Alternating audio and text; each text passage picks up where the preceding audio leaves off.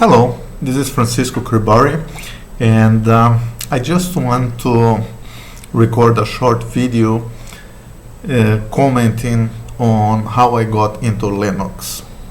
I did my PhD from 1990 through 1994, and at that time I worked on Unix computers. In particular, my PhD advisor, Roger Conker, had a Solaris computer, a Solaris workstation.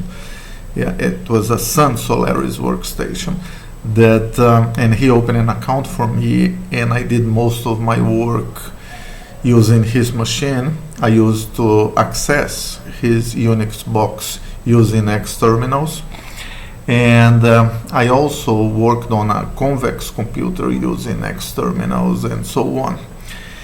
And when I finished my PhD, I started working, and at work I had to use a Windows computer. It was Windows something, I don't remember, and after a while it was Windows NT, which I did not like. After working on Unix for so many years, having to go back to Unix, to Windows, it's not very pleasant. And it was very painful for me because at the time I was running several large-scale simulations, so my computer would run 24 hours a day, 7 days a week running simulations.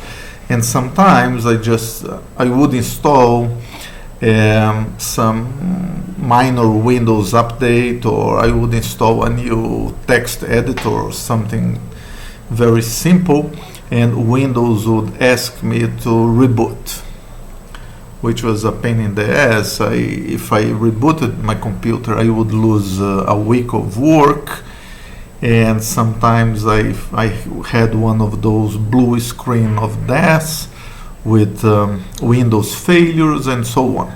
And in 1996, I went to give a seminar in Canada at Queen's University, and there my host at the time there, the person who invited me, James McKinnon, he showed me a computer that he had in his office, which was a PC computer that was running Linux. At the time it was Debian.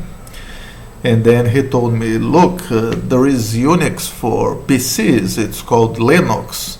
And I said to myself, Linux, what the hell is that? And then I went back to the US, and I got hold of 2 floppy disks with Red Hat Linux. I went to the bookstore and I bought a book with 2 floppy disks, and that was Red Hat Linux. I can't remember, 4.0 or 4.1 or 4.2 or something to that effect. That was in late 1996. And then I installed Linux on my machine, and I was dual booting Windows NT and Linux. And then that was when I started using Linux. It was a lot more challenging those days. That was before GNOME and KDE, and we had to edit some dot files, .cshrc and things like that. To configure the system, I had to compile my kernel to get my computer fully functional. And then I started using Linux in late 1996, and I never went back. Let me show you something here that I kept. So in 1996, I was running, in 1999 I believe, I was running Red Hat Linux 6.1. I recently came across this small booklet. It was mixed with some of my professional books, and that was 1999 I believe. In 2000 I was running KDE.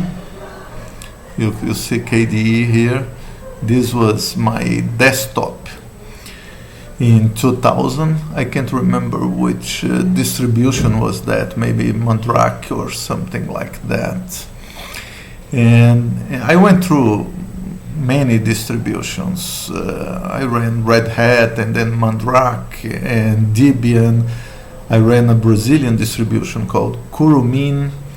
I ran Fedora Core, I believe it was called at the time, and then several other distros, Mandriva and Ubuntu, and more recently Ubuntu GNOME and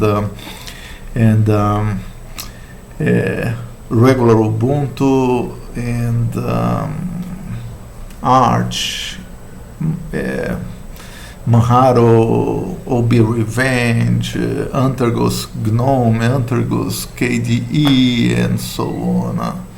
Many different distributions. So this is what I was running in 2000. And in 2001, that was my desktop in 2001. I believe I was running Enlightenment here instead of KDE. I really liked the Enlightenment at the time, and that was in 2001. Boy, that was a long time ago. This was in 2008, running Ubuntu in 2008, and at some point I had to decide whether I wanted to run GNOME or KDE. And I liked KDE a lot, but I decided to go ahead with GNOME, mostly because KDE looked like Windows.